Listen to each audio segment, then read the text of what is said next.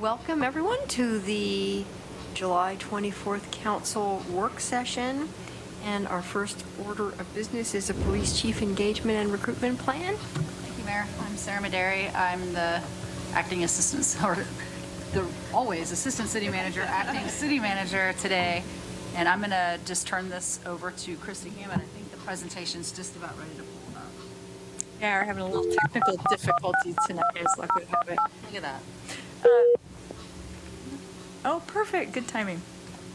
So as Sarah said, I'm Christy Hammond, the Central Services Director for the City of Eugene, and really excited to be here tonight to talk to you a little bit about the police chief recruitment process. And the city manager has asked that we keep everybody informed and engaged and make sure that people are aware about how they can connect to the process. So as you know, in March, Chief Pete Kearns announced his intent to retire. And given his long career and dedication to the department, he graciously agreed to stay on until a new police chief was hired, which is good news for us. And I'll just mention here, because I won't get very many times, is Pete's just been an outstanding colleague and peer, and I'm going to miss him very much. He's a wonderful man to work with. By charter, the city manager is responsible for the hiring of the next Eugene's next police chief, and as the Central Services Director, the city manager has asked me to lead the process to support the efforts in making that hiring decision. The city manager specifically asked that the process be transparent and provide ample opportunity for staff and community to share their perspective on what characteristics, qualities, attributes, and experience are important in the next chief. The city manager will use this information to make his hiring decision. And before we launch into more about what that process is, I thought it might be kind of fun to take a look at then and now and do a little reflection on where the police department's been, and came across some awesome pictures that the police department has. So this is a little bit of historical perspective on some of the past police chiefs. The first picture there actually represents, I believe, Chief Stiles, who wasn't the first police chief. The first police chief was in 1963. C.H. Fox actually was appointed as a marshal and then later became the police chief. And so, but they didn't have a picture of him. But I just found 1862 or 19. You said 1962. 18. Sorry. Yeah. Well, we have. Yeah. We've been incorporated a long time. No, thank you. Yeah. Right. No, thank you for catching that. I appreciate it. And so I just thought while I talk, they'll roll some of these pictures, and I thought it'd be kind of fun. Eugene was incorporated in 1862, as you know, and since that time, the role of public safety has grown to become more and more dynamic. The leadership and role of the police chief has been instrumental in the department changing to reflect the community needs. Some examples of ways in which it's changed over the last few years, if you look back to 1926, the department had 6 employees, and I thought it was kind of interesting. They had 2 motorcycles and 1 car. In 2017, where we are today, we have 330 employees. 190 of them are sworn employees, and 140 are civilian. And quite frankly, they do an awesome job of serving a community that is much, much larger than it was in 1926. In 1956, the department adopted a 40-hour work week. Our team today, and for all of the recent past that I know of, has worked 24-hour days, 7 days a week, 365 days a year, and quite frankly, I think they often wish they had more time. There's so much to do, and there are so many demands for their service. Some major milestones over the course of the history of the police department. In 1954, the department started using radar for traffic control. In 1962, the Detective Division and Crime Laboratory and Identification Bureau were combined into a single Criminal Investigations Divisions to streamline investigations. In 1970, the Internal and Community Affairs was created to assist with research, planning, and community policing, which is quite a long time ago if you think back to 1970 that they were thinking that broadly. In 1985, police and fire departments were administratively consolidated into a single department referred to as the Department of Public Safety. I'm sure that many of you remember that. I know that I do. And it was later separated back out. And in 1985, another key shift was the addition of the Central Lane Communications Department, or Central Link Communications, it was established as a regional consolidated communication center, which is a really big deal for our region. In 1991, Partnerships for Public Safety, a long-range plan, encouraged community involvement, was approved and launched and made significant strides towards community policing efforts. In 1992, a handful of patrol cars were outfitted with computers, and eventually all have computers in them, and we know them today to be very technically fitted. In 2010, data-led policing began under Chief Kern's leadership. This change re-engineered the manner in which EPD deploys and dispatches officers, detectives, and crime prevention staff to focus its research on chronic and repeat offenders. And the next question is, who's next? Who is going to be the next person that fills this very, very important role for our community? Over the years, annexation, population growth, community needs, and technology have all changed the landscape in policing. It's important that we ask, what's next as we think about the next chief? The city manager has asked, the candidates have knowledge and experience in implementing 21st century policing practices and philosophies and embrace them. And also establish that, obviously core attributes that are necessary to be a very good chief in Eugene require that the person is a good listener, a good communicator, a good partner, somebody that's ready to be engaged with our community, and that possesses honesty, integrity, and accountability in leading and providing for the safe and respectful treatment of all. To accomplish this, we're planning to engage both staff and the community. So next, I'd just like to provide an overview of what that looks like over the next few months. So each of you received this handout that we're using at a lot of our community engagement events. We have this both in Spanish and in English, and it's an opportunity for people to know where they will be able to plug in and engage and how to stay engaged throughout the process. There's some contact information on the back. As mentioned, the city manager has requested a transparent and engaging process. Therefore, over the next couple of months, we'll be rolling out a plan that allows for ample time and opportunity for interested parties to weigh in and inform the recruitment process. We want to hear from the police department's employees, our community boards and commissions, and broader organization before we issue an official job announcement so that we can recruit a police chief who reflects the needs of the community and what the community and staff both believe is important in their next leader. Our engagement goals are to offer anyone interested in an opportunity to provide input and raise community awareness about the work our police do. And we're really excited about that part because it's, as we're planning to have a lot of contact, it's a really great opportunity to inform people more about all of the varying things our police department does to serve the community. So as you can see that we've coined this, I've coined this first phase the summer of listening, and that we're going to be doing extensive outreach not only within the police department but within the community. And we hope to wrap up this work by fall of 2017. The recruit phase, we're actually thinking about already, but the idea is that we'll take all of the information that we receive and put that into the recruitment materials that will be used by the national recruiter to do outreach effort and to bring the best candidates to our community for John Reese to make an informed decision. And the last piece of this is the hiring phase, which is the more traditional piece.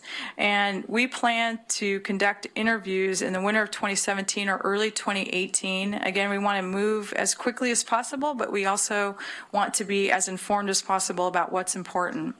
The city manager will be provided all the input from the stakeholders and will make a final decision on the hiring of a new police chief. And a cross-departmental team that I'm working with is what we're referring to as our core team, and includes representatives that have extensive experience doing outreach and engagement. And we'll also be working with the police department. So a little bit about community. This actually is a really fresh picture about 2 weeks ago at the Touch a Truck event. The goals that we've established for the community outreach are to clearly communicate the process to hire a new police chief, to engage in a dialogue with the community about the ideal attributes, skills, and knowledge of the next police chief, to further develop a meaningful relationship between the police department and the community. That's that educational component I was referring to utilize strategies that will allow us to reach a spectrum of community members who usually participate and those who usually don't. We want to make sure that we reach everybody.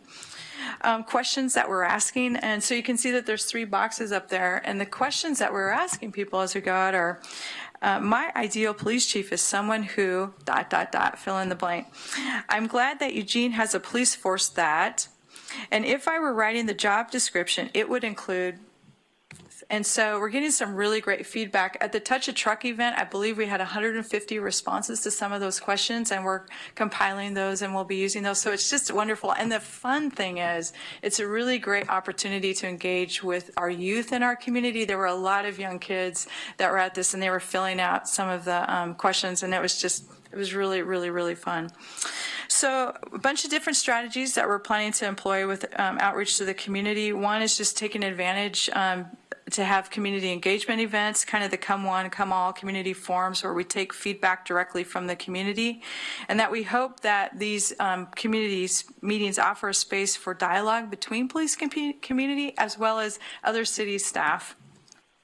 And we'll share the information about, the process, answer questions, and collect feedback. And I would say that's the case for all of these different activities that we'll be doing. We'll be doing some very specific stakeholder outreach, attend standing meetings of community groups and organizations, as well as meeting with our regional partners. If you think about the other police chiefs in the region, agencies that the police chief works with regularly. We're going to do some door-to-door outreach, which would be kind of fun to do some canvassing that way. Again, we'll try to hit those geographical areas that generally are underrepresented in some of the places that we receive feedback. Well, the City of Eugene program outreach, so we have, as you know, summer's filled with events and opportunities that we can do outreach, and we'll plan to have booths available and for people to share their input. Intercepts, talking to people at grocery stores, library, et cetera. And then another opportunity that we're considering is doing some phone outreach, which is something that we wouldn't typically do, but again, just one more opportunity to make sure that we're connecting with people.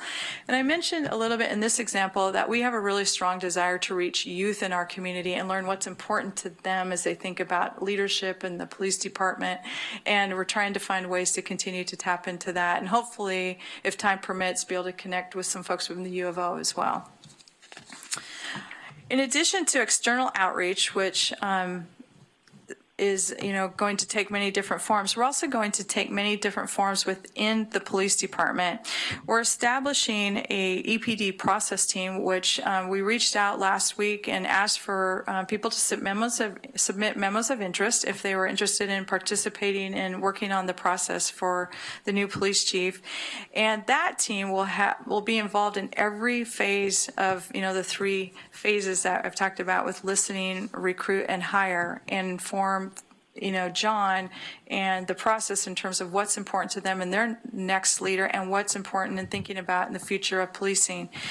The team, the core team members, I referenced kind of this cross-departmental team. We have already begun some outreach. I've had several meetings with EPD leadership teams and the union, and trying to keep everybody as informed as possible. And we'll do extensive communication all throughout the process. And again, having a high level of engagement from the police department is really important to informing the process. Okay, last but not least is the hiring phase. So the goals for the hiring phase are to hire and retain an excellent chief of police that is respected by the department and connected to the community. To be transparent wherever possible in the process and to maintain professional standards, and to align our listen, recruit, and hire process with the hiring needs. Work done to date. So this is probably the place that a lot of people are interested in, is when are we getting a national recruiter on board? So we started, actually to say Alana, our human resource director, started about a month and a half ago or so, meeting out to different recruiting agencies that are really, really good at hiring police chiefs, have demonstrated success in onboarding, and not only onboarding, but they have people that are tenured in their positions, and also have experience in recruiting minority and women into police chief positions. And so we started with about 10 agencies that she talked to, and tomorrow we'll be interviewing 3 of them that have been interested in moving on in the process. And in each of the agencies, I'm very excited to report, have the experience level that we're talking about. We've talked about the robust process that we want to have. We want the recruiter to be available to community members as well as members, staff members within EPD, so that everybody has a chance to share and provide input to inform the city manager's decision. So tomorrow we're doing something we've never done, which is involving community and EPD, our staff members, in the selection of the recruiter, to inform the selection of the recruiter. And we'll have representatives from EPD, different disciplines, as well as a member from the Human Rights Commission, Civilian Review Board, Police Commission, and Human Rights Works, which is a consortium of multiple agencies, and they'll have 2 representatives with us. So we're really excited about that. Again, that's something new for us, but I think it'll be a really great process. We're hoping to make a selection on the recruiter as soon as possible so that we can get that firm on board and get them here and working with us. And the last slide is, we really can't stress enough how important it is that we get feedback.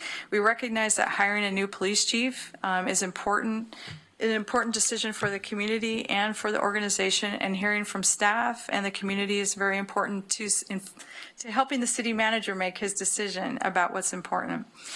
By visiting our website, people can stay engaged, and there's also an email address where people can reach out if they have questions or want to know how they get plugged into the process. We plan for our website to be very active and updated every week, especially with the engagement efforts that we're doing. So with that, that's all I have to share. Mayor, I'll turn it back over to you. That is great. Thank you very much. Do I have questions in the queue? I have Claire. Anybody else want to be in the queue? Mike? Anybody else? Okay, Claire, take it away. Thank you. Thank you for the presentation. Thanks for the due diligence on putting together the plan. I really appreciate and think it's a great idea to have community involvement way at the front end, including helping with recruiting the recruiter.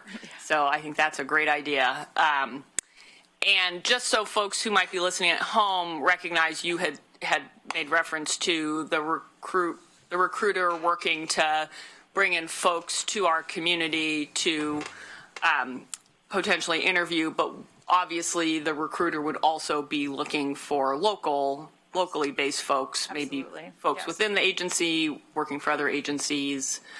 So I just want folks who might be listening to know that we're not just exclusively looking for someone outside of the area, but it's important, I think, for this kind of position that we do really cast a wide net and do a very thorough vetting and search, and not just make assumptions about what kind of person is going to be the right person to, as you say, fill this very important role in our community. So I think the process you've laid out here looks good. I'm excited to see how it rolls out and to see where we end up, in early winter with some candidates. So thank you. Mike? Thank you, Mayor. Claire hit on the one key question that I had. I do, however, have a question of our council. In this process, I think I'm a little nervous asking questions about this because of the charter guidelines on such things. Can you help give us a little counsel on is there appropriate and inappropriate things to say on a topic like this as a council meeting versus outside of it, that sort of thing?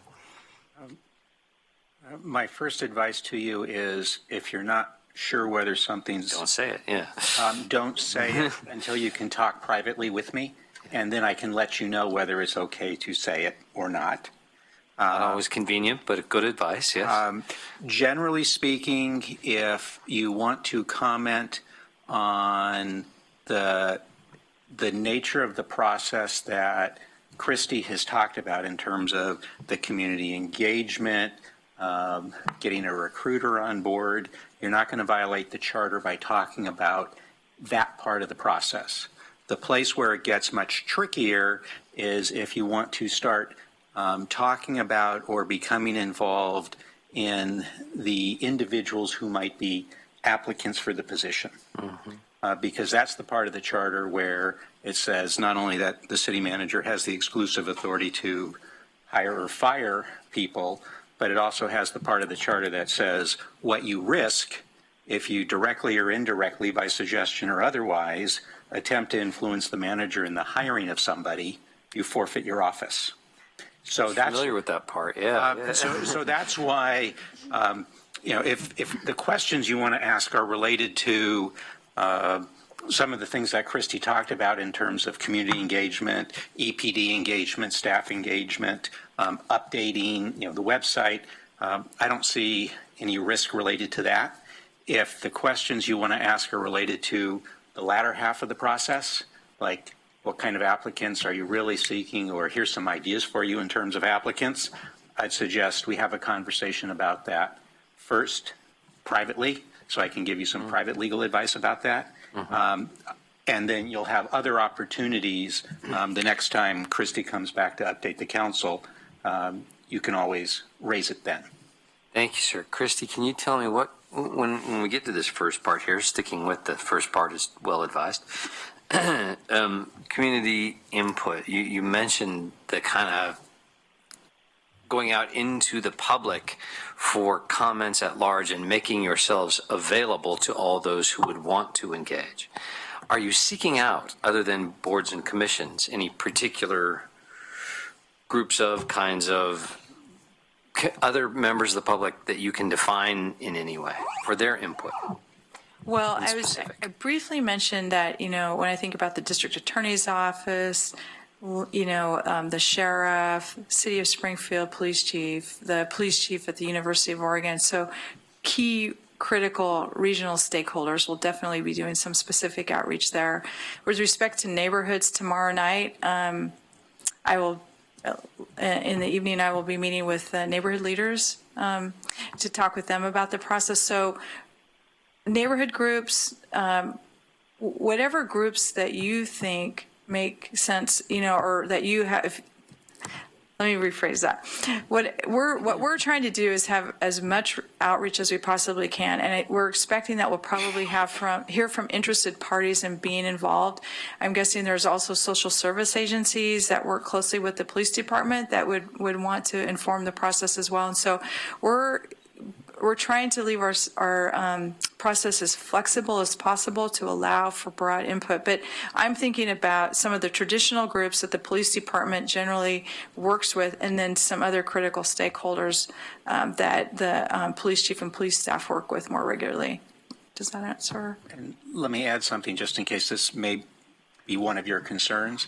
If any of you have some ideas as to either groups or individuals that at this part of the process Christy or somebody on her team should reach out to, you don't violate the charter by saying that. So if there was some neighborhood group in particular or some individual in particular that you thought it would be good for Christy to reach out to, you can tell her at this part of the process, I think it would be great if you contacted so-and-so or this group.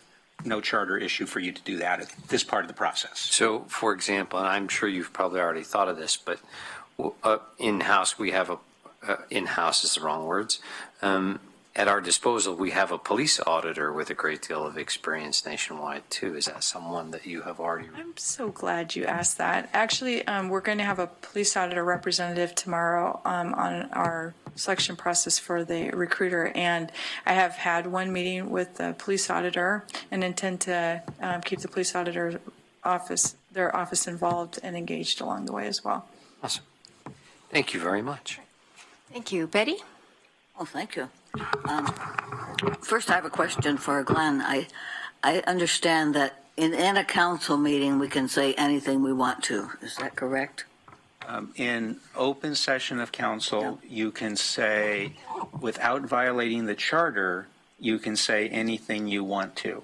I add on that part about without violating the charter because when I have talked about this very issue before, what I have said, for example, is if you said during an open council meeting, you said something that was defamatory, you wouldn't violate the charter, but you could get the city sued for doing that. So yes, you can say anything you want without violating the charter, but there may be other claims or constraints that would apply. I mean, things about personnel, which we can't say, we can't try to influence, but if we said it during a council meeting, it would be permissible. Is that correct? Correct. Legal. If you wanted to tell John to fire me during a council meeting, you would not violate the charter doing Okay, that. that's what I Critically thought. important. That's what I was asking too. Let's like stick those comments just to Glenn today. That's why I use me. Why is that? Doesn't make any But, sense. you know, I've always wondered if we can praise employees, and that could have some influence. And could we also criticize them? I'm not wanting to. I'm just came up.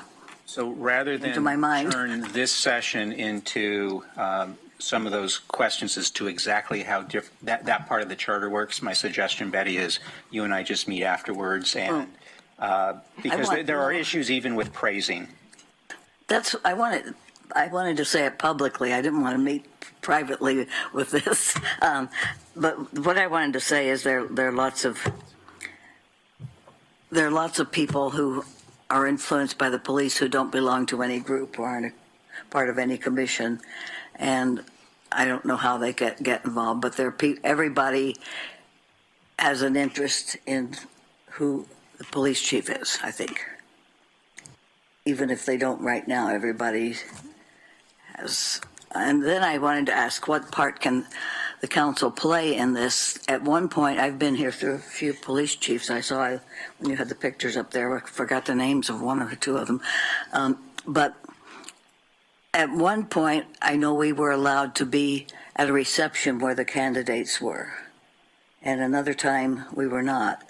And I wondered if we could sit in on the interviews. I know we couldn't speak, but whether we might be able to sit in on the interviews. And one city manager some time back said, "No, I think you'd be judging me." And I said, "Yes, of course." But I think that we should have a chance to see who the candidates are and observe the interviews. Is that possible? Do you know? I would want to give more thought before advising you on that. Thank you. That's all. Okay, I have Alan and then Greg. I don't want this to turn into a work session about the charter, but I do need some clarification. So if I were to say, hire Joe or Jane Sixpack for police chief in an open session, that's perfectly legit. If I said that to John privately, I would get in trouble? Or outside of a council meeting? Correct. And the reason I say, so let me tell you why I say that, Alan. So section 16, sub 1, sub E, just so you know where I'm reading from, says, and this is what Betty was talking about, the mayor and council may, however, in open council session, discuss with or suggest to the manager anything pertaining to city affairs, and in executive session discuss matters pertaining to collective bargaining. So the only way I can read that is when it says that the mayor and council may in open council session discuss with or suggest to the manager anything pertaining to city affairs, is it means you can discuss in open council session anything pertaining to city affairs. If you do it privately, then that, however, what came before that kicks in, which is the part that says if you do that, you forfeit your office as a city councilor. If you think about it from the way the charter evolved when it became a professional administrator, and at the time what people were trying to get away from was individual elected officials exerting undue influence on the independent administrative nonpartisan city manager. If you discuss something in open council session, everybody's hearing what you're saying. It's a lot harder to threaten the city manager in open council session. If you say privately, you know, city manager, if you don't fire that person, if you don't hire this person, then I'm going to go collect 4 other votes and fire you. much easier to do that in private than it is in public. So this provision was really intended to make sure that if you're attempting to influence what's happening with city staff in terms of hiring and firing, you have to do it with all your colleagues around the table. If you're doing it in private, then that section that says you forfeit your office kicks in. Now, again, just because it says you can discuss anything, that simply means you're not going to violate the charter. It doesn't mean you're not going to get the city in trouble depending on what it is you say. Okay, thanks. That's clear. Christy, this good process. I like what you're doing from the outset, getting people involved in it. More specifically, how does the council plug in and where? Or do we just plug in with everybody else? I'm trying to decide if that's a question for Glenn or for me.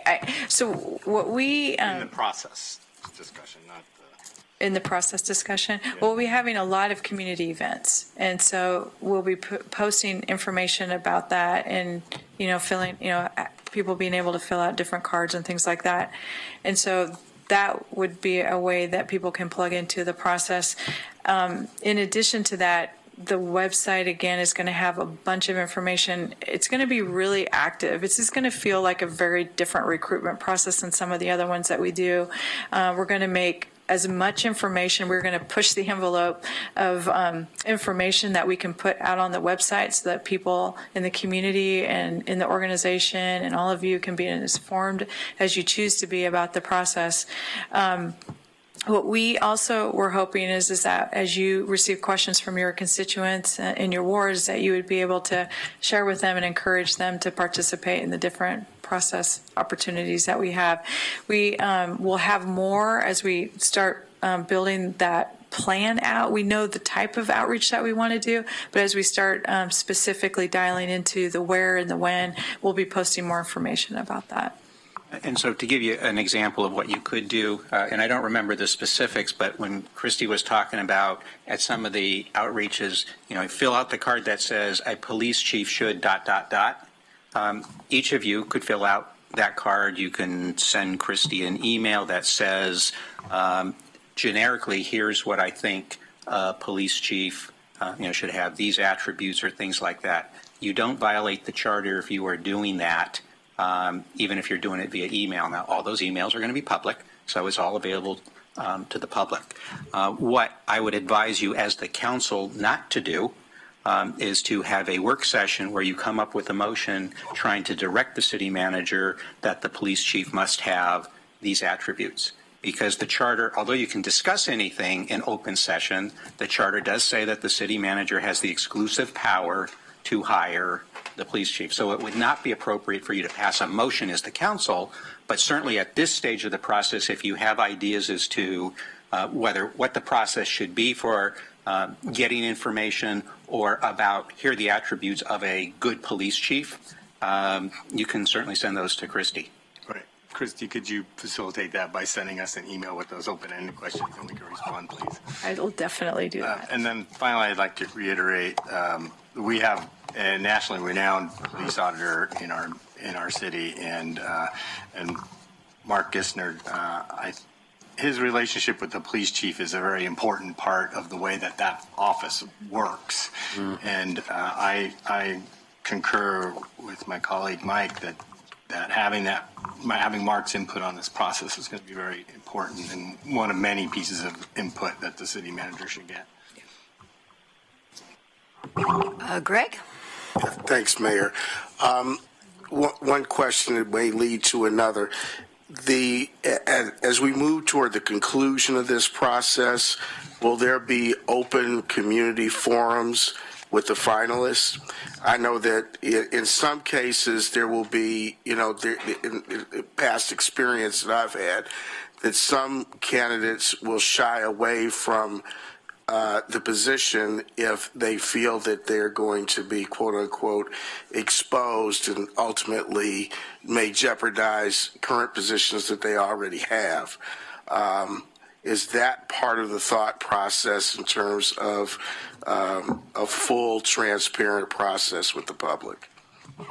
Well, without giving away all of the thinking that I've done on kind of what the interview process could look like, we want to have opportunities for community and staff at the police department to interact with the candidates. And that could be in a forum, it could be in the type of setting that Councilor Taylor was referring to, it could be a multitude of things. And generally what happens is that as the candidate pool starts narrowing, what we'll do is inform, we're being really clear up front. This is going to be a really transparent process. And as the candidate pool starts narrowing is when we would inform people this information that you have provided to us about your background or whatever will be posted on the website or potentially be in the newspaper. But I would say that that's probably as the candidate pool continues to narrow and it gets to a point where we're going to move to the next phase of engagement with that candidate, that will be a more public process.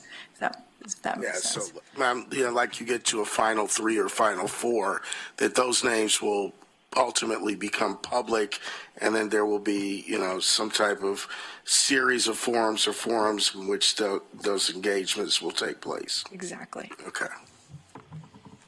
Okay, I also want to just add my thanks to you for, it seems like a really constructive process. I like these materials, and my only other thought is that it might be handy for the counselors to have some of these, so when we're going to neighborhood meetings, we have a little bit that we can hand out and help get the outreach. And when I'm canvassing, I'd like to have a few just to hand around. So those are great. Thank you very much, and I think we're done. Thanks so much for your report. And our next order of business is downtown parking. Thank you, Mayor. I just need a few seconds here to switch gears and presentations, I believe. All right. But then he's going to kick us off. Well, while we're getting set up, I'll just point out to the council, we will try and squeeze in a third item today that actually didn't make it onto your packets, which is the marijuana discussion about the school. So the 1,000-foot buffer. So we'll try and reserve a little time for that. Thank you. All right, thank you. So good evening. We're here today to talk about downtown parking. We're going to focus most of the discussion on the free parking area that was put in place as a pilot program back in 2010. The sunset of that admin order that established the free parking pilot has actually been extended on several occasions, but it's scheduled to sunset again at the end of September. And council has expressed an interest in discussing the free parking program issue prior to any sunsetting of the program. So that's why we're here today. A lot has changed since 2010. Parking is just one of the tools that we have utilized to revitalize our downtown, and I think we all recognize that there's a lot that's happened since 2010. We've had over $250 million in public and private investment since then. There's about 2,000 new residents downtown. There's over 25 new retail businesses. We have 2 new hotels. We have a new LCC downtown campus. We have new employers and employees. And our downtown fiber project investment is just another tool that we hope to put in place to grow employment downtown. And I think that trend is actually already happening with the fiber project. We've also seen some parking lots get developed, some of them taken out of our inventory, and I think that's a trend that may also continue as well. All of this is clearly putting pressure on parking. Our parking demand, our garages are reaching their capacity, our on-street parking is becoming more and more limited.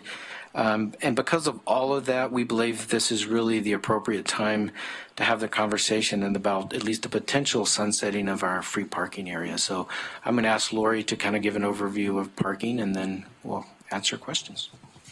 Hello, I'm Lori Kivith, and I'm the Administration Division Manager for Planning and Development. The parking program is a large section in my division, and the parking manager, Jeff Petrie, would really like to be here today, but he had a pre-planned vacation to visit his family in Ohio, so he's here on the phone to help answer with questions at the end. Jeff, are you there? I am here. Hello. All right. He's here. Today I'll give you an overview of downtown parking issues. I'll discuss the recent history of downtown parking, talk about some of the key strategies of the parking program, and share what we think would be the benefits of bringing back the downtown meters. In 2009, our downtown was characterized by 2 holes in the ground, empty storefronts, and boarded-up windows. The area was not inviting for business or customers.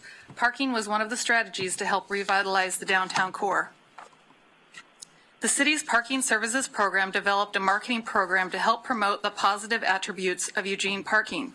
We implemented a pay-by-cell phone application for many downtown off-street parking locations. The map shows where most of our on-street customer parking spaces located in blue. Please note the City of Eugene has narrow roads and limited on-street, mostly parallel parking. We are designed to be a walkable downtown with vehicles parking in garages around the core. In October 2010, the city provided a revitalization incentive by providing free 2-hour parking in the green section of the map. The on-street 2-hour free parking incentive was one of the strategies to help revitalize downtown. We calculated the meter revenue collected in the previous year, 2009, and know that we collected $220,000. In today's rates, the estimated revenue would be approximately $350,000. This leads us to a summary of our parking finances. The parking fund is an enterprise fund which is established to account for operations that are financed similar to private business, usually self-supporting. Beginning working capital is the accumulation of unspent resources carried over from the prior year into the next fiscal year that becomes a resource for appropriations.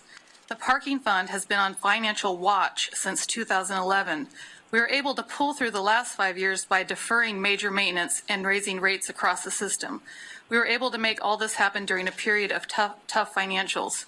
Financial variables related to our fluctuating beginning working capital are in fiscal year 12, our amount decreased due to an increased payment to the general fund transfer, free parking creating revenue losses, and the increased cost of needed upgrades. In fiscal year 2016, our amount increased due to a reduced general fund transfer and analyzing strategic pricing options. In planning for fiscal year 18, our forecast includes proposed meter revenues from sunsetting free parking and starting to catch up the backlog of our deferred maintenance. You can see a number of variables can drastically affect the shift in our financial stability. Looking towards 2021, our anticipated future expenses include paying for garage deferred maintenance and prepping the city's parking program for 2021, which will include investing in an improved downtown wayfinding for parking.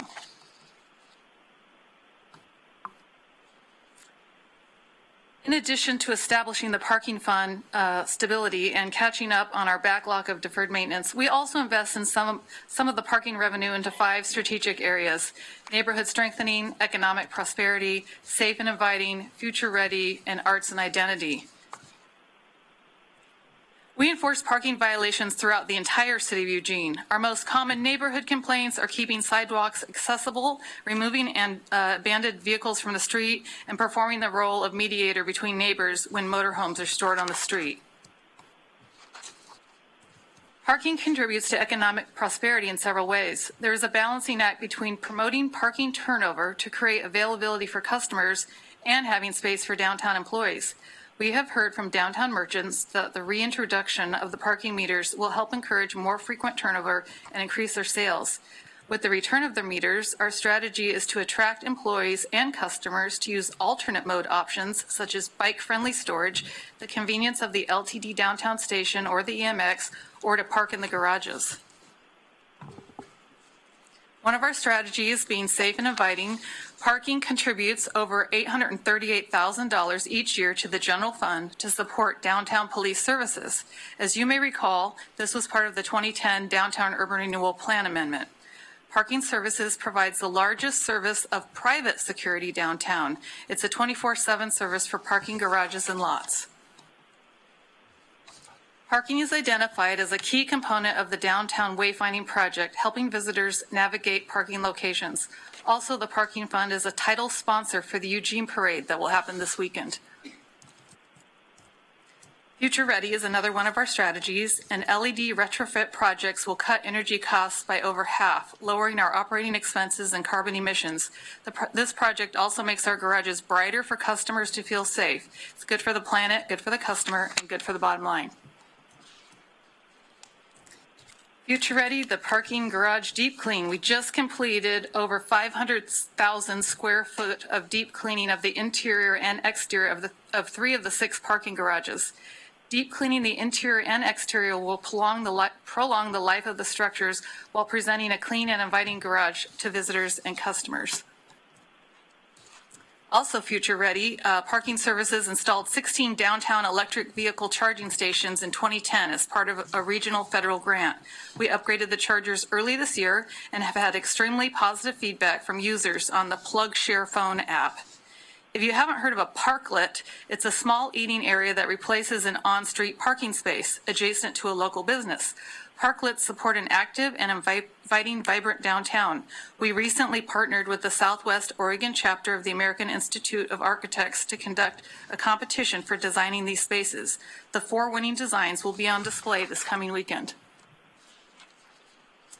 The parking program has modified our public art program goal of incorporating art into everyday objects to incorporating art into everyday parking objects. We have successful partnerships with artists and local organizations ranging from custom bike corrals to step into poetry signs in the Overpark, and soon we'll be moving into step into stories. This photo highlights the Parking Fund's partnership with Cultural Services to fund the 2021 mural project. We frequently get positive comments on social media regarding parking's partnership with art. We've talked about the past and present issues and strategies related to downtown parking. Look at the pictures of downtown Eugene today. We have a more vibrant and developed downtown than we had 7 years ago. We are proposing to transform how our parking program is managed to continue the momentum of creating a more inviting experience for more people and more retailers. Our parking manager has taken the best practices from around the country and woven them into a municipal parking program. The free 2-hour on-street parking administrative order is set to expire on September 30th, 2017. A number of downtown merchants have expressed their support. We believe the return of the meters would support their success, help us make progress on our backlog of deferred maintenance, and continue the positive momentum we're experiencing in the downtown. Thank you very much. It's illuminating to think 7 years, what a difference has the number of things that have happened. So I have Mike in the queue. Anybody else? Claire, Betty, Claire, and Alan. Take it away, Mike. Thank you for the presentation. I appreciate the work very much. It took 3.5 years' time, my first 3.5 years on council, of arguing about the fact that we should get rid of the meters in the downtown core. I did it more frequently, I think, at the time, 3 of you will remember this, than I do now talk about how City Hall should be at EWIP. I talked about how we should get rid of the darn parking meters because it would help us reinvigorate downtown. I did it over and over and over and again. It took 3.5 years. Finally, we did it. Betty and I voted together on that because I think we both agree here. Now, I've read all the notes from the downtown, from some of the downtown merchants and from the chamber folks who have written us on their idea that this will help a number of businesses downtown. And with great respect, I have to say I strongly disagree. I think it will be a hindrance. I think it will hurt them. I think it's incredibly short-sighted to institute paid parking again downtown. I have no idea why, since it's working and it's a part of the solutions that have worked, that we would now want to give people a new reason not to come downtown. I just absolutely don't understand. I think the folks who imagine that this will give more space for their employees, for their customers to be able to park, will find that that's incorrect. I think they will find that there will be fewer customers that arrive.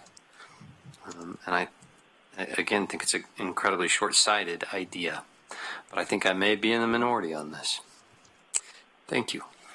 Betty? Mike and I can make a majority. Well, I'd like to. I wish it were the case. I obviously staff is wants to get rid of free parking. My choice would be to expand it to make it all free. When I first came to Eugene in '79, I saw signs that said "Welcome to Downtown Park Free," and I thought, what a friendly place. And it makes you want to come. It makes you. The businesses that think they're going to get more business if you have to worry about parking, I think are totally mistaken. This is one time when I really agree with Mike. But if you have to worry about the parking meter, if you want to come downtown and have lunch, and then you want to look around and you might see a shop, I see some walking around that you never saw before. Think, oh, I'll go in there and look, and then, oh no, I can't. I have to go back to the parking meter. What I think is it all should be free, and it all should be 3 hours so it could compete with Fifth Street, which is very, very successful. People go there, you go to Marche and have lunch, and then you go look through some of the shops, and it takes about 3 hours. Maybe you see somebody you want to talk to. So I think that people will, I wrote all this in an email, but I think people will feel good about downtown if they can spend some time. When I was teaching at OSU, some terms I got through before my schedule was such that some days I'd be coming back to town at lunchtime, and I would think of stopping downtown. Then I would think, when you had to pay for parking, I would think, well, no, I pay for lunch and I pay it for a tip, and then I have to pay for parking, so I may as well go some other place and also not have to worry about the parking meter. People can go out to Valley River, spend all day if they want to, not worry about parking. And you talk about learning from other places. Salem and Corvallis are two places that have free parking downtown, and they have really active, successful downtowns. And Portland is a lot bigger than us. Salem and Corvallis are better places to compare to Eugene, I think. I still have a little time. As for the employees parking downtown, I think that the employers can try to do something about that. Maybe they can buy them passes for the garage or something. But I really think that some people will not come downtown anymore if they have to pay to park. I've had people say that to me. I would not come because the shopping malls killed downtown before, and they could do it again. Thank you. All right. Claire. 7 seconds. Thank you. Here's So something else. I recognize the psychology of feeling that free parking creates a nicer atmosphere downtown, but the fact is there is no such thing as free parking. The city pays to maintain these spaces just as Valley River Center and Fifth Street Market maintains their lots, and the cost of that is reflected in the lease rates for those places and the prices we pay when we shop there. And frankly, it's just a very different atmosphere. So I've been more than ready for us to bring the paid parking back downtown. Parking space is an asset that the city owns, and the revenues that we see from charging for that space can and would be used to improve everyone's experience of downtown. And I think, the revenue that we didn't realize because of the free parking, which I think was a good decision at the time, but I don't think should be forever, has impeded our ability to do some of that physical infrastructure improvement that would make people more inclined to feel good about the $1.50 that they might have to spend on parking. No major city in the country gives away its on-street parking in its major financial and business district, and I don't think we are aspiring to be Corvallis. Their downtown is very sweet, but it is not, I don't think, representing the same kind of economically vital area that our downtown does. I cannot speak to Salem.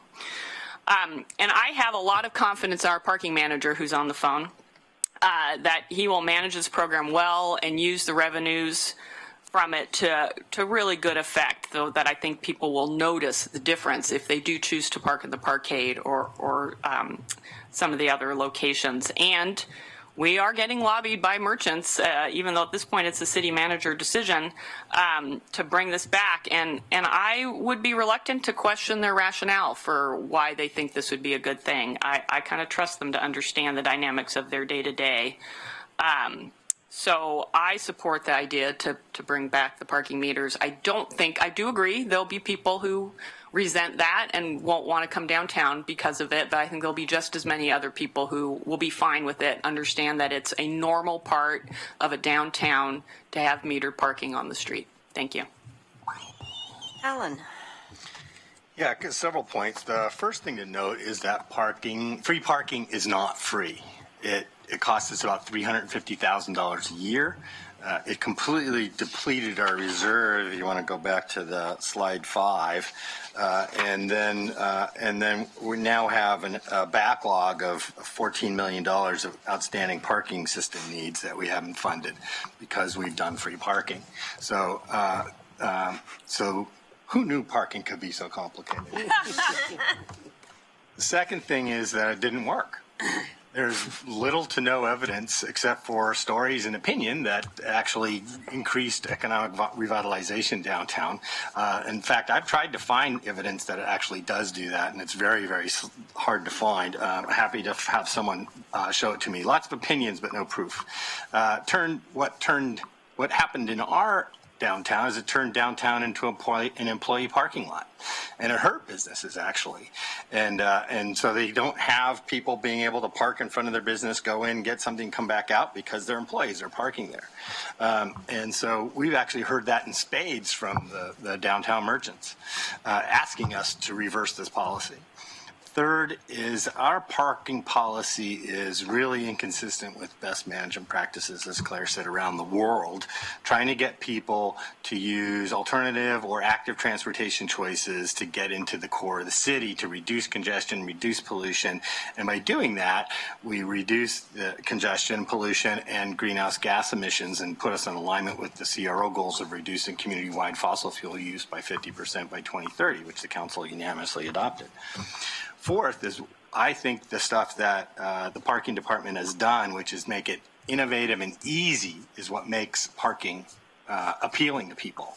It's not that you have to plug the meter for 75 cents or whatever, but if you can do it by waving your phone at it or putting your credit card in it, those two innovations alone are what make parking appealing and easy for people to use. So I don't think it's going to have any impact economically on downtown at all, but I do think it'll improve the quality of downtown and the ability of merchants to do business.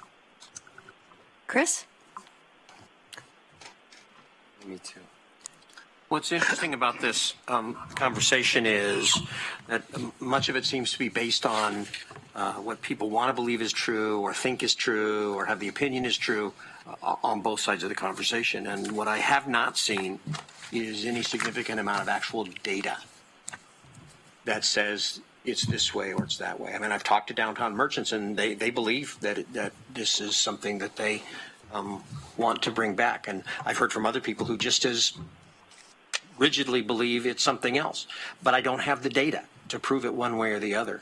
Has the city done any kind of outreach to a broad number of merchants? I mean, I'm hearing anecdotally back from some, but has there been any sort of active effort to reach out to merchants to get their perspective on this, or is it just what comes into us? I think the merchants have been pretty active. They have a merchants association, and at one time they, I think, surfaced a petition and got signatures and all those kinds of things. So they've been pretty active. And so I think most of our knowledge really is what we've heard from the merchants, and I don't think we're hearing that they want to keep the free parking at this point. At least the majority seem to be in favor. And really the issue is around downtown employees who utilize that free parking and then move their car every 2 hours, which doesn't provide an opportunity for a customer to find a convenience spot by that retail store. That's really the core of the issue. And there is a cost. It's more expensive to monitor free parking because you really have to monitor the use of that parking and the turnover, and there's no revenue to support it. So it's a little bit labor intensive than policing metered parking because you have to be on it all the time because there's a lot of people who use the system, so to speak. And so you have to have a little bit more enforcement in place. So it's a little bit more expensive and labor intensive as well. So those are some of the kind of major issues for us, and the fact that we have deferred maintenance and other kind of potential investments that we're looking at. So if I think what I hear you saying is because of the level of organization and the number of merchants who have contacted us, you feel that is fairly representative of the downtown merchants? I don't know, Jeff's on the phone. I don't know if you have anything you would like to add on that. You talk to the merchants all the time. Yeah, hello. Yes, everything there is, I've heard the exact same thing everyone else has. Just to say, clarify, we did a study in 2012 and we presented to council in 2013 a community planning workshop. And at that time, they were recommending that we start to move towards bringing the meters back. Okay. Good. That's what I'm looking for, whatever data we can try to work from. So we try to get away from, anecdotal or opinion and get more towards whatever kind of data we have. Another one is the downtown merchants are the downtown merchants. They're the people that are there every day.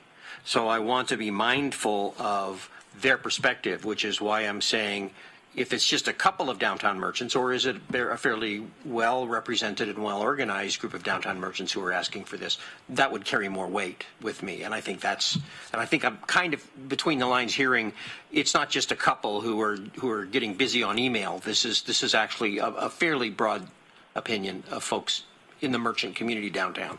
I believe so, and I can't speak for all of them, but I think the ones that are active, engaged in downtown issues, the Merchants Association has come out pretty strongly in favor of bringing back the paid parking.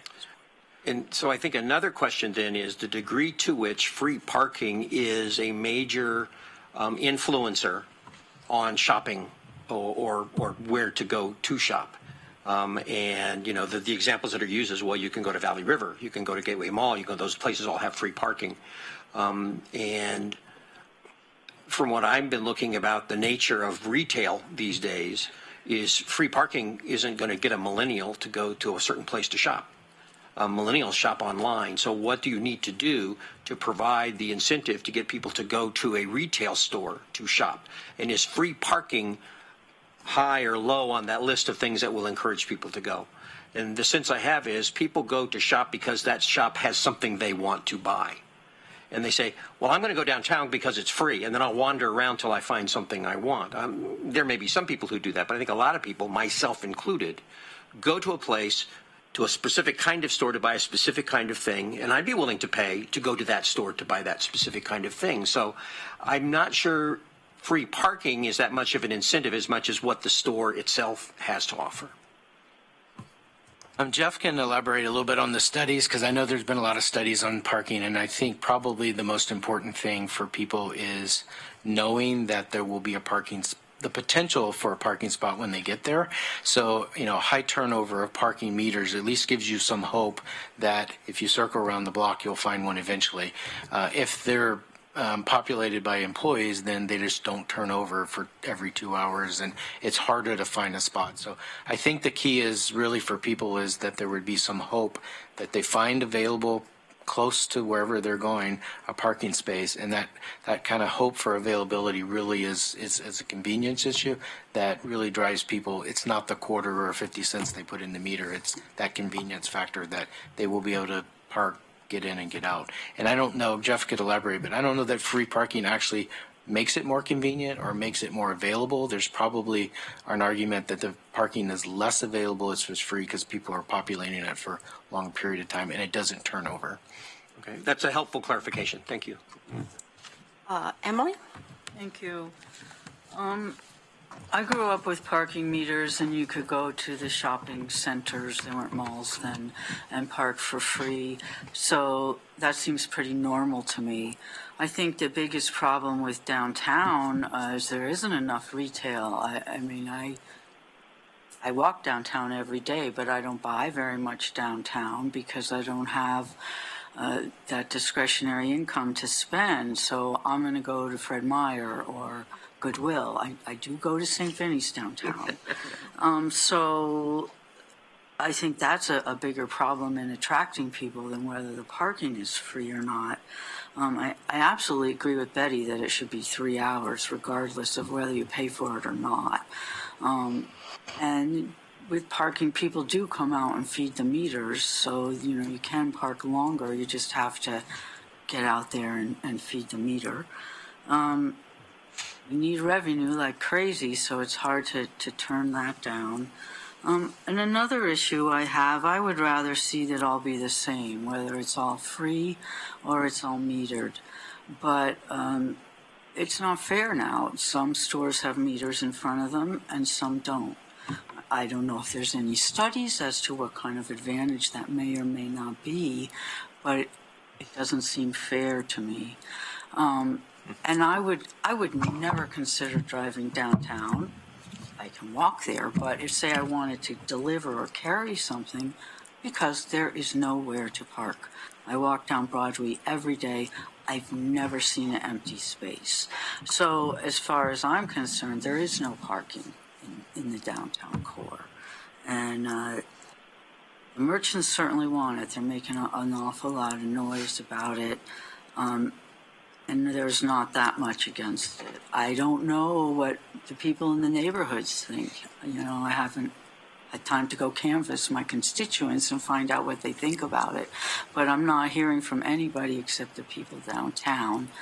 I don't know how people who would actually pay, the quarters or the credit card feel about it. So, I see both sides of it. I have the second round for two, but I just want to make a comment, which is that even if we have paid meters on the streets, we still do have free parking downtown because the garages are free for the first hour. And you don't have to feed the meter there. You just pay when you leave for however long you've been there. And so part of the behavior change is to get people used to the idea it's no farther to walk from a parking garage to the corner of Broadway and Willamette than it is when you're at Valley River Center or any place else, or Fifth Street, in fact. So I think we should keep in mind that we offer a lot of parking. People are sort of conditioned to thinking that if they can't park on the street, there's no parking. But the city is making parking available, and conveniently so. And we have quite a bit of it. So with that said, I'll turn it to Greg, and then I have second round for Betty and Mike. I concur with Alan. People pay for parking whether you realize it or not. If you're going to Fred Meyer or to Valley River, that cost is built into everything you buy. It is. Whether or not you realize it or not.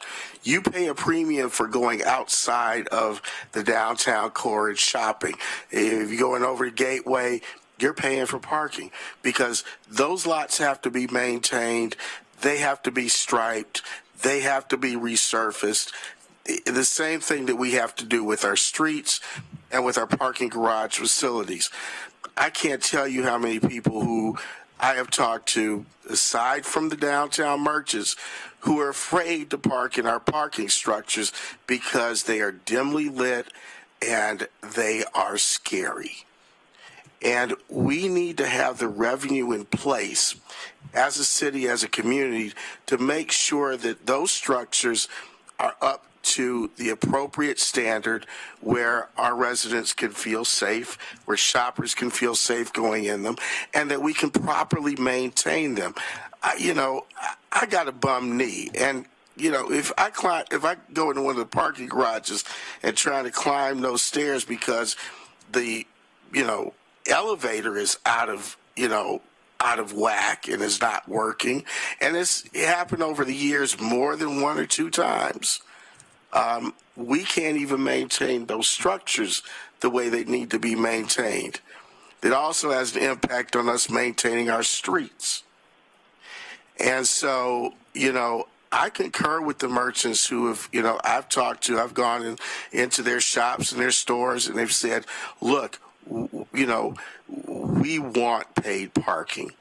We know that some of our employees abuse the free parking that is downtown. And even some people who are not employees who just decide to park downtown and hang out there all day and occupy spaces. So, you know, I really have got to support the merchants in this case, and also really look at, you know, the revenue that is potentially generated in this by having paid parking and by continuing to grow our fund for maintaining our parking structures and other parts of you know, downtown that we're not getting money for right now. Okay, second round for Betty. Thank you. I'm speechless. I it's so, but downtown does not belong just to the merchants. It's one place that belongs to everybody. And I think that's a really important point. Also, there are little shops springing up that I would never see if I hadn't been walking past them, and if I was in a hurry, I wouldn't see them. But if I might go into one, I wouldn't come downtown just to go to that shop because I didn't know it was there.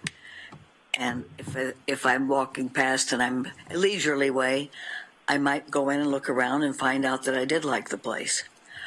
And I don't see what's wrong with hanging out downtown all day. I don't see anything wrong with that, with having lunch, meeting some people, sitting down in Kesey Square and talking, and then say, well, let's go have a glass of wine someplace. And then walking along, you may think, oh gosh, I need a new pair of Birkenstocks, or I need a book. And if you go to the bookstore, how many hours does that take? And not everybody even owns a credit card, and not everybody has the spare cash to pay for something extra besides what they're buying. Some people don't realize that any bit of money, there are people to whom any 50 cents or $1 does mean something. And I just think, let's see what else. Not everyone owns a credit card. I think I said that. And in response to Corvallis being a little town, well, Salem is about the same size as Eugene, and sometimes it's bigger and sometimes it's smaller, but they have free parking. I do think that my biggest thing is downtown belongs to everybody. It's the one neighborhood, it's everybody's neighborhood. It isn't just the merchants. We spend so much money on downtown urban renewal money. You talk about $350,000. We spend millions. Well, that's all. Thank you. Mike and then Jennifer. Thank you, Mayor. Mayor brings up an excellent point. There's plenty of parking downtown in the garages, plenty of it. It's free for the first hour, too. So when the merchants say there's no place to park, that's obviously not true. There's plenty of places to park downtown, and it's free for the first hour. But it's not convenient. It's not convenient for the customers, and those merchants that have a problem with that are right to do so. And to Chris's point, it's because very seldomly do people have one place where they can go to deal with whatever it is, whatever their need is, whatever they're trying to address. They often have a choice. They could go here or they could go there. And most people will try to eliminate the least convenient option and go for the most convenient option. To be able to park conveniently when you go into a place is a reason to choose one place over another place. And it's why, for me, a part of why we made these arguments in the first place was about that convenience of being able to have easier access. And not only that, but one of the goals we had at the time, 7 years ago, is still a goal today. We're spending an awful lot of money to make the downtown park area a nice place to hang out in, a nice place to do things in. Right now, to eliminate free on-street parking is to say we're going to make it more likely that people come down here only when they have to. Because if they have a choice to go someplace where they don't have to pay, that's obviously a more convenient choice. And I hate to see us disincentivizing coming downtown at a time we're spending money to bring more people downtown. And as to whether or not free parking is free, which is one of those fun little things Alan is fond of doing here with this. What was the transfer again? $838,000? Yeah, so we chose to take the excess of the parking fund of $838,000. It's not excess, I know, it's what I understand the choices. Let's say this differently. we chose to take $838,000 that the parking fund took in and that it could have used for maintenance and give it to the general fund. Is that correct? No. That we used for the police and for other purposes, but we gave it out, we sent it out of the parking fund and into the general fund. Is that correct? We actually took, we replaced debt service that was being paid by the general fund, by the parking fund, and replaced it with urban renewal. So that freed up funds that then could pay for a general fund expenditure, which was. My point is to characterize this as costing a great deal more than it brings in is nothing more than a series of management decisions about how you use those monies. It's not about the fact that, as it's been portrayed here, that it costs a great deal more. It brings in already, the parking fund, a great deal of money, so much so that we have an opportunity for using it in other ways. And that's my point, is to say that it's, to portray it otherwise is not completely the best way to say it. I'm not going to. Okay, I have Jennifer, and then I'll get Chris, but then we do have one more item I want to cover, so if we have to extend by 10 minutes, we will. Okay, so Jennifer, then Chris, then Emily. So I actually have a question. So if we were to put these meters back in, would you guys do some kind of outreach to make sure people understand how the garages work and where they are? I'm not sure that they're widely known about, or at least not how they work. I'm going to give Jeff that one if he's still on. Hello, I'm still here. Yes, we will be doing outreach. We're always trying to do outreach. And that was actually one of the goals of the downtown wayfinding. The major issue was helping people get to the parking garages. And so when do you plan to do this wayfinding? Is there a timeline for this? Is that in here? The overall wayfinding project is a separate project that we're working with cultural services on, so we don't have the timeline in there. But as part of this project, we would absolutely we've already started to implement the components of that wayfinding project to address the issue that you brought up. So I think in general, I would be supportive of putting them back in. I maybe wasn't at the beginning of the conversation, but it sounds like the merchants have a pretty good handle on their area and what they need, and we could certainly use the money in other areas. So I'm willing to do it. Okay, Chris? Yeah, just quickly. Something that Mike said kind of triggered a thought that you had mentioned earlier. Right now, and I think Jeff was saying this as well, is the parking in the free area in downtown convenient right now? In other words, can I find a place to park relatively easily in the free parking area? My sense is it's harder with free parking because it's being utilized for 2 hours by employees in a lot of cases. But Jeff, if you don't mind elaborating a little bit. Yeah, what we've heard from merchants and people visiting downtown is there's a lack of turnover. And it's harder to find a space on the street nowadays than it was in the years past. So I agree people will go where it's convenient, but what I'm hearing is it's not convenient. There's a difference between cheap and convenient. I don't think those are the same. I think what we have now is it's cheap because it's free. Right. But it's not necessarily more convenient because you can't find a space because they're, as Councilor Semple said, they're being utilized. They're full. It's hard to actually find a space which is not convenient. So, but it is cheap. It's cheap. It's free. Well, it would bear out with my experience. When I drive downtown, I will circle the block for a long time. You know, fortunately, I can go to a place where I have a sticker, but a lot of people don't have that. So it can be free, but if it's not convenient, then it's not doing the job that it was supposed to do. So once again, I'm back to the notion that bringing the meters back will increase convenience, which sounds counterintuitive, but that sounds like what the merchants are saying would probably happen. There would be more spaces available, even at a low cost.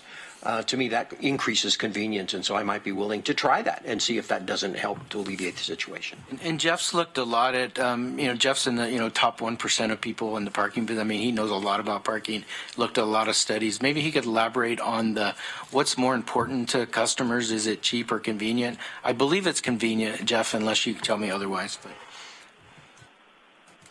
I think it's complicated as we were talking about this.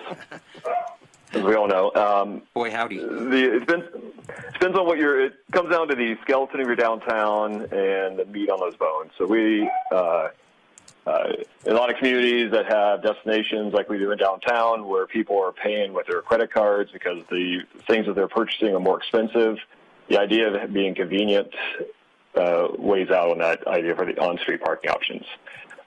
When you have a different downtown, which may not have those destinations that you're looking for, free can weigh out that point.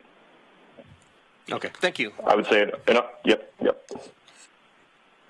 Emily? Thank you. I'll just reiterate what I've heard is we want to have access to the merchants, so we should have free parking, but there's free parking now, and there are no places. I have no access to the merchants. I don't know if I will if it becomes metered.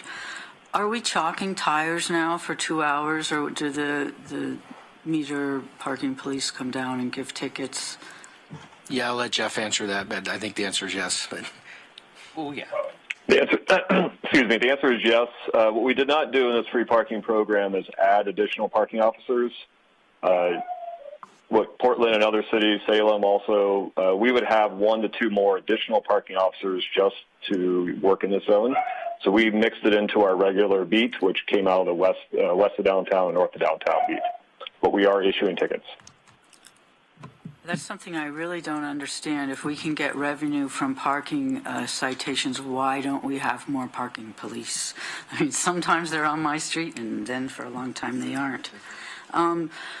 I think Mike talked about going to the park blocks, and you'd be more likely to stop there, but there's meters there now at the park blocks. It's not free around the park blocks. So I'm not really seeing the difference as far as the time limit between 2 hours of meters and 2 hours of chalking.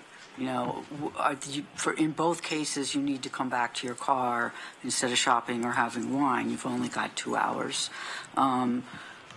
I assume you could feed the meter, which is easier than moving a chalked car, but I don't know. So those are my questions. I'm not sure I really see the difference as far as the amount of time you get in your parking space if you can find a parking space. Okay, and finally, Alan. So just to reiterate, it's not free, didn't work. It's not the best management practices. It's innovation that really, and making it convenient that makes people park. So I also point out that downtown merchants, downtown DEI, and the chamber all sent in letters of support for reinstalling the meters, and they think this is going to be good for business and good for downtown. And the big reason they think that's so, and they all said this in their letters, is we're planning on reinvesting this revenue back into downtown, making it even more appealing and more attractive for people to come downtown. And they're excited about that, and I'm excited about that as well. Great. I am going to call this to a close. Thank you all for your comments. Thank you for your information. Very informative, and clearly we have lots to talk about on parking. And now we have a third order of business, which has to do with the marijuana 1,000-foot buffer. Thank you, Jeff. Sorry. An item that Claire brought up, and Sure. I think not sure who's taken lead on this. I don't think we have any information about it. So last Thursday, I sent out, you had the discussion on Wednesday, and then on Thursday, I sent an email to all of you that gave you some background that also included the original request. I believe you got another email from the requester yesterday, maybe it was today, reiterating some of that same information. I'm happy to answer questions about the background. I think, Claire, you just wanted to give the council an opportunity to talk about it. That is correct. But just for process, I'll put out a motion, and then if I get a second, then we can have the discussion. So the motion, and you can correct my language if it's not precise enough, is to grant an exemption from the 1,000-foot school buffer regulation for a marijuana retail shop to be located at 655 Monroe Street. Second. So to clarify, you can't grant it today. You would have to give direction to us to bring back an ordinance that would then have to go through a public hearing. Each of the state law requires that if you're going to grant this, it has to be by ordinance. And so each of the prior two exceptions that you granted, you had a public hearing, and then it was done by ordinance. So the motion would be to direct the city manager to schedule a public hearing on an ordinance that would do then the rest of your motion. Okay, so moved. Accept that as a friendly. And seconded still? Second. Okay, thank you. And thank you, Council, for agreeing to have this discussion. And I apologize both to the applicant and Council. I'd forgotten about the public hearing part of this process. But so this is a store that's, again, located near the Looking Glass New Road School. We've granted 2 other exemptions to other locations that I believe are actually, in one case, maybe a little bit closer in terms of actual foot measurements than this shop. And at one point, we did ask the city attorney, or the city attorney came to us and talked about some kind of objective criteria that could be applied in certain cases. And that was, I think, partly to prevent us from having just dozens and dozens of mini work sessions on potential shops that may or may not have gotten their licensure through OLCC. But I also still think there's room for us as a council to discuss individual circumstances for individual store owners. So this store would be located in my ward, and I felt like in this case it made sense for us to have this conversation, since we'd had conversations for 2 other shops that are located near the same school. And I will also share that when I brought this forward last week, I wasn't sure myself whether I would support granting the exemption, but as I've considered it more, I am in support of granting the exemption. Now we'll have a public hearing, and my position may change after that, but at this point my reasoning is this shop, as far as I can see from the map, would be down the street and around the corner and not visible from where the New Road School is. As I mentioned, one of the shops I think is actually closer and possibly more visible to students. The school is not a neighborhood school. Students are not going to be walking from the neighborhood to the school location as they might in a neighborhood school location. So they will not be walking past this store on their way to class, which I'm assuming is part of the reason for OLCC to have created that buffer zone. So I feel like its location is unlikely to have any negative effect on the students attending this school. So I hope my fellow councilors will support this motion. Thank you. Are there other comments? I have one comment to make on this, which is that it strikes me that we've done a couple of these, and that pretty soon we'll catch up, because now the landscape is set, business is open, they know whether there's a school nearby, that we're not going to be doing this forever, one after another. So it's worth it to consider those as they come forward, but not think that we're walking into an endless series of these sorts of exemptions. So I have Jennifer in the queue, and then Mike. So I have a question. So the reason that you're supporting this is because children won't be walking to the school? Is that, maybe I misunderstood you, because I used to work at the New Road School, and my understanding is, why would students not be walking to the school? I guess, am I missing something? Go ahead. So I just don't think it's not a neighborhood school in the sense of an elementary school like Madison Middle School, for example. So the students don't necessarily live in the neighborhood adjacent to the school. They're coming from all over the city to attend that school. Right. So yes, some of them might be walking by, but not in the same sense of a kid who lives at this house and their school is here, and every day they walk the exact same. Okay, so if it was a neighborhood school and it was a very similar situation, would you support that? I don't know. I mean, I think just to step in, we're taking these on a case-by-case basis. So we're judging this case, then it doesn't mean that the next case would go. And my point was, we are not going to have an endless series of these, because now the landscape is more known and set.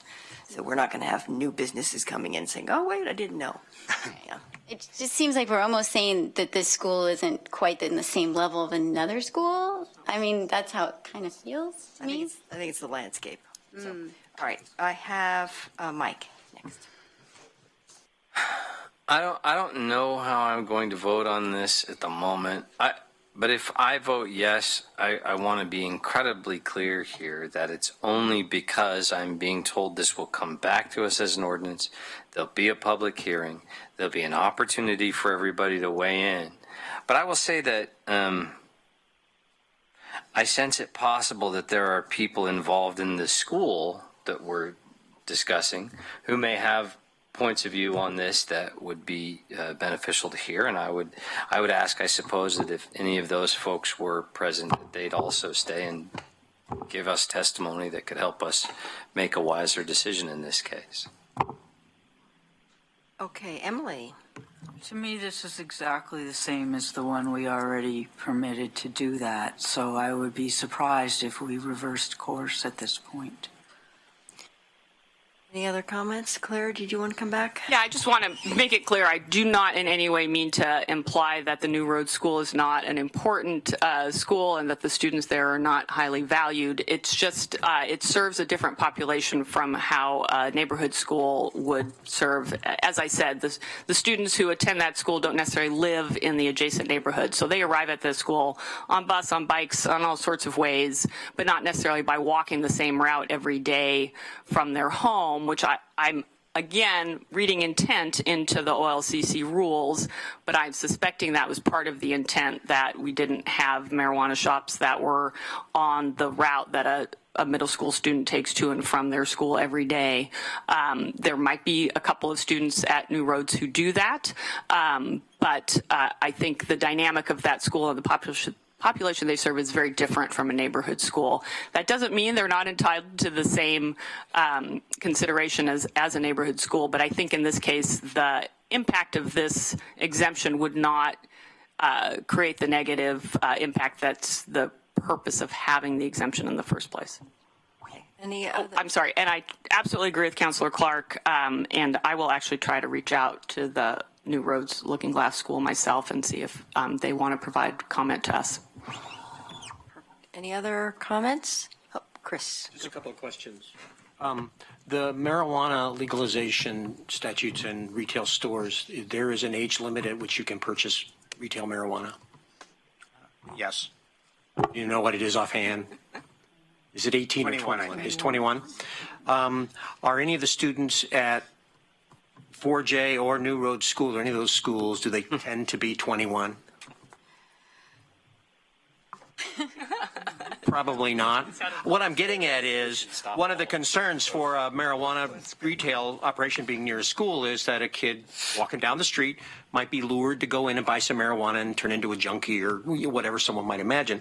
But if the legal age at which you can buy is 21, then even if a student walked by, they couldn't walk in and buy marijuana. So if there was a concern with it being within 1,000 feet, the concern sounds like it's not a legal concern. It's more of a moral concern of having a retail shop near a school that might have a bad influence. Maybe I'm projecting here, but it sounds like that would be what it is. I think that's possible, and I think but the state also recognized that local jurisdictions could take a different take on this and make the buffers different, right? Which is why you can do more than that, but that's the minimum.